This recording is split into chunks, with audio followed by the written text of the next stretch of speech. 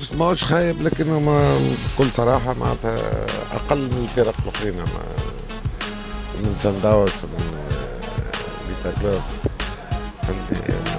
لكن معناتها في مرات كرة قدم كل شيء جايز وكل شيء ممكن، ولازمنا نكونوا حذرين ونكون نلعبوا لعبنا بكل جدية باش نفوزوا. ما فماش مباراة سهلة. أنا بصفة عامة في حياتي كاملة عمري ما حطيت في مباراة معناتها في متناولنا ولا سهلة، ولا بالعكس يلزمنا نكونوا في المستوى اللي لازم نكونوا فيه باش نجموا نفوزوا. لاعب معناتها مميز، لاعب كبير، لاعب معناتها تدرب عندي فترة طويلة، فهمتني. في الفترة هذيك معناتها طلع دان باليي نوتر، هو اللي يسجل أهداف قبل ما كان يسجل أهداف. صلبي في الدفاع معناتها ينجم يفيدنا برشا.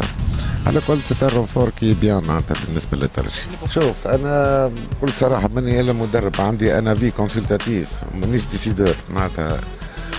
اللي يسروني على ملاعبي معناتها بكل صراحه نقول ملاعبي هذا ينجم يفيد ونجم معناتها، لكن معناتها لا ديسيزيون الهيئه وسي حد المد الاسبيرونس. شوف انا كل حياتي نتعامل مع الموجود، واذا فما رانفور باش ينجم يفيد الفريق، لان معناتها فما شامبيونز ليغ وفما بطوله وفما العام الجاي شامبيونز ليغ اخرى اتسيتيرا، وفما بطوله عربيه، معناتها كل لاعب جديد وعنده امكانيات باش ينجم يفيد الفريق اهلا وسهلا به. ماكش ناقص حتى مركز معناها هكا؟ ما انا ما نطلبش برشا راهو، يعني في طبيعتي وفي سيرتي الرياضيه ما نطلبوش. حتى كيف كنت قبل في الترجي انا ما عملناش دي ريكروتمون كبار، راك تشوف معناتها نجبدوا من الخزان وهذاك هو. نجم تنجح كان بالكونكورونس، اذا ما فماش كونكورونس معناتها كل واحد معناتها مؤكد. علاش لا معناتها مطالبين باش يزيدوا يتقدموا راهم، وديما نتكلم فيهم في الموضوع هذا. كل لاعب من اللاعبيه نتاعنا ضروري باش يزيد يتحسن ويزيد يتقدم.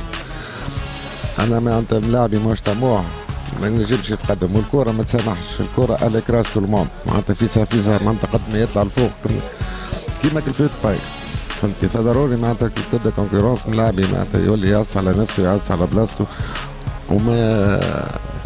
والنتيجه كونه باش يتحسن.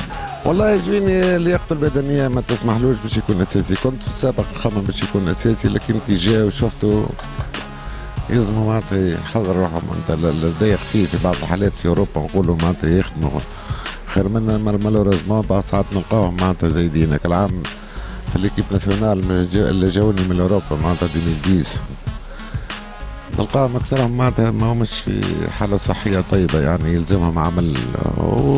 الوقت هذاك خدمت لهم اكثر فيزيك، بدلت برنامج. مثلا مثلا جاي من اسبانيا تلقى معناتها زيد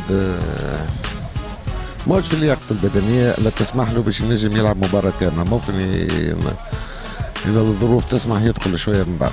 في الانذارات معناتها اللي واحد ياخذ انذار ثاني يضر يتنحى ما يتعاقبش المقابله اللي بعدها. هذا ما حسب القوانين اللي عندي، يعني اذا تبدل القوانين ما عنديش فكره. دونك ما فماش حتى اشكاليه في الموضوع هذا.